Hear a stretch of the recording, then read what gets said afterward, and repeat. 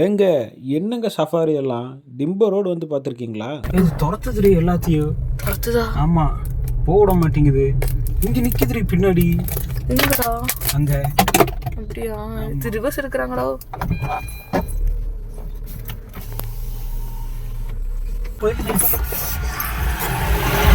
இங்கிடு பார்த்துட்டு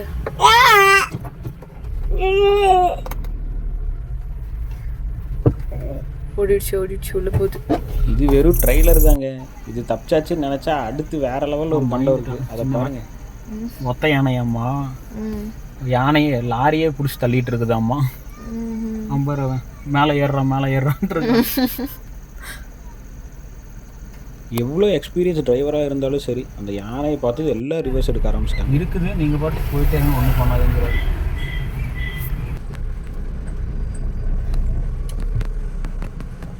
இங்கதான் இருக்கு பாப்போ.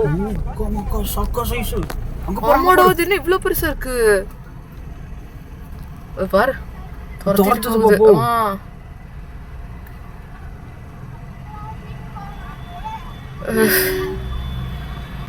சூப்பர், ரேஞ்சர் வந்துருச்சு வண்டி.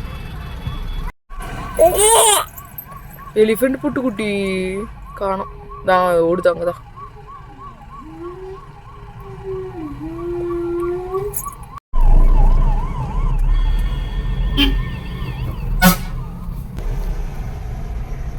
அங்கதான் இருக்கு. வந்துட்டு இருக்குதாம்மா.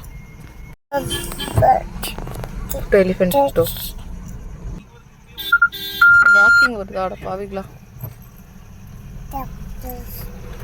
வருது பாப்போ. கஷ்டம். அந்த அவன் எஸ்கேப் போயிட்டான். வந்துச்சு. புட்டு யானை புட்டு புட்டு யானை புட்டு எத்தச்சோடு சாபி கல்ல நடுங்கிருச்சு. யானைன்ட்டு இருந்தேன் நானு. அப்பா புட்டு யானை மரட்டி விட்டாண்டு சாமி. யானை புட்டு யானை மறுபடியுமா பட்டு மறுபடியும் யானை புட்டு. இரு இங்க என்ன இருக்கு? அங்க என்னமோ அடுத்த யானைன்னு நினைச்சிட்டோம். ஆனா அந்த ஒத்த யானைக்கு பயந்துதான் கிட்டத்தட்ட 2 கிலோமீட்டருக்கு எல்லாம் பின்னாடி தள்ளி வந்துட்டாங்க. அது இன்னும் முரட்டுத்தனமா இருக்குது. அது போயிருச்சு.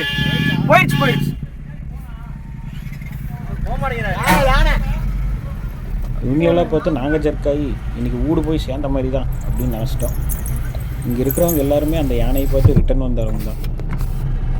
மெயினாக கரும்பு லோடெல்லாம் இந்த பக்கம் வர்றதுனால அந்த வாசத்துக்காகவே சீக்கிரம் வெளியே வந்துடுது. ஸோ நீங்கள் யாராவது மைசூர்லேருந்து திம்ப வழியாக கீழே இறங்குற மாதிரி இருந்துச்சுன்னா ஒரு 4 மணிக்கு முன்னாடியே கீழே இறங்கிருங்க. போகிறவங்களே ஜர்க்காய் தான் போகிறாங்க.